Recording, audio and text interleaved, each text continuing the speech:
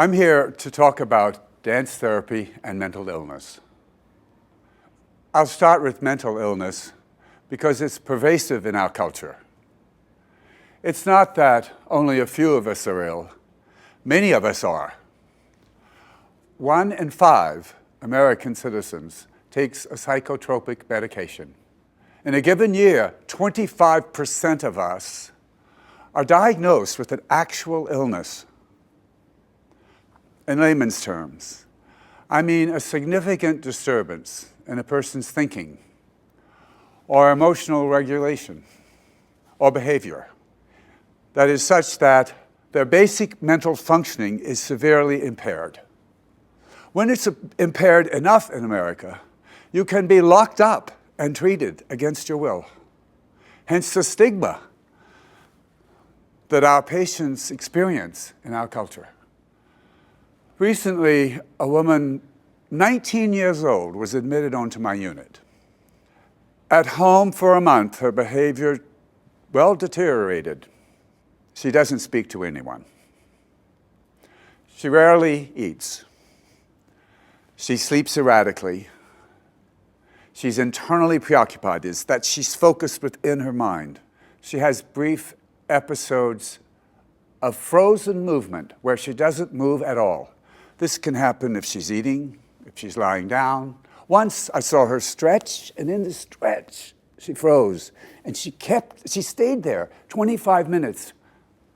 Imagine. And no one can move her. She's there, trapped.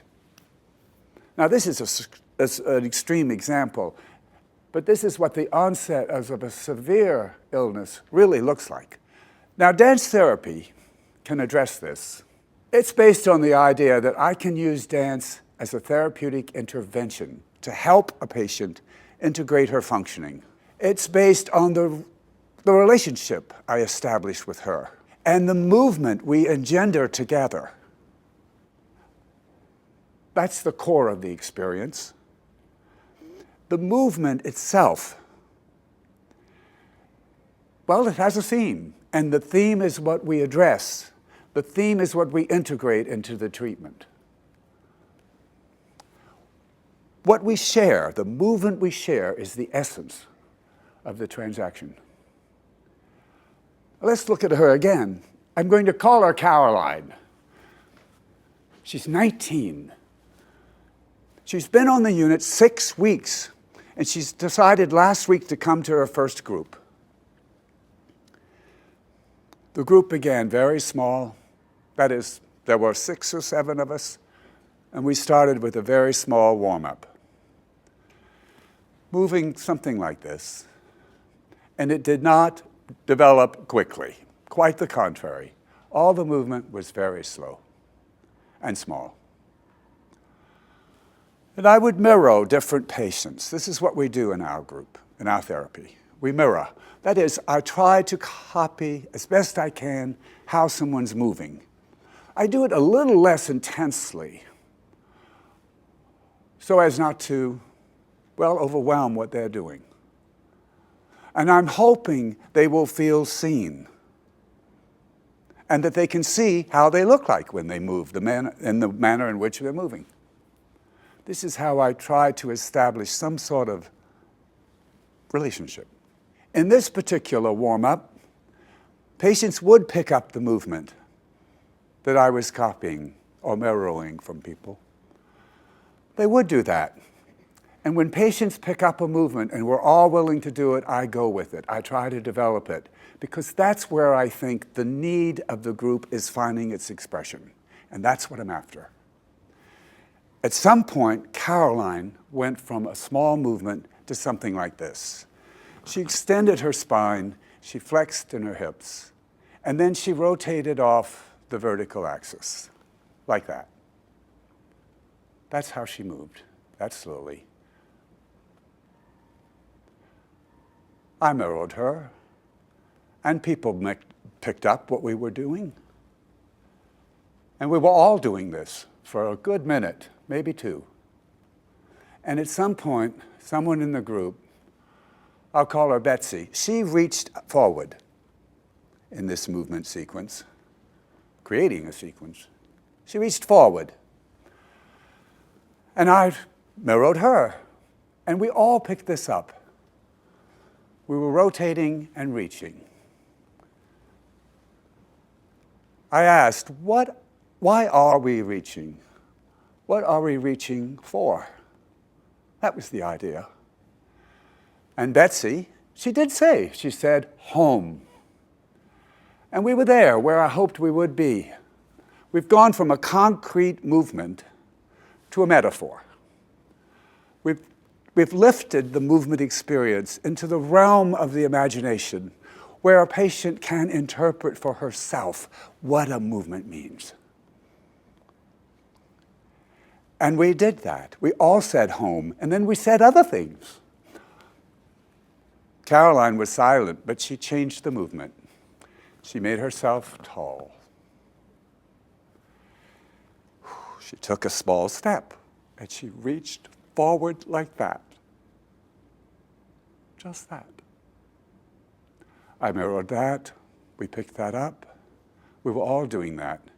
And then Caroline moved further forward, making eye contact with the woman opposite her, and their fingers touched. And then Caroline changed the movement. She embraced her hands. They did this, and we all did that. And then Caroline changed partners and did it with someone else. And we all did that. We all held hands. I'm wondering, what can I ask? What can I possibly ask to bring this further? And while I'm arguing with myself about what I could ask, the movement begins to dissipate. This happens. An expression rises to some sort of climax and then diminishes. That happens often. And that's exactly what happened here. Before I could ask, it was beginning to end. So I asked, how can we end this group? And there was only silence. That often happens. To sum up, I'd like to try to give Caroline a voice. I believe she'd say something like this. I want to be here. I want to be safe with some people. I have something to share. And they have something to share with me. I have within myself the capacity to generate a movement or an idea that's mine, and I can share that. And others want to do that with me. I want my life back. I used to do that, and I want to do that again. That's how dance therapy can work. It's based on the movement that we create and make external and express. We're relying on her capacity, or her patient's capacity, to generate an expression that is his own, and that in itself is healing, that he could share with another person, and that he could receive from other people.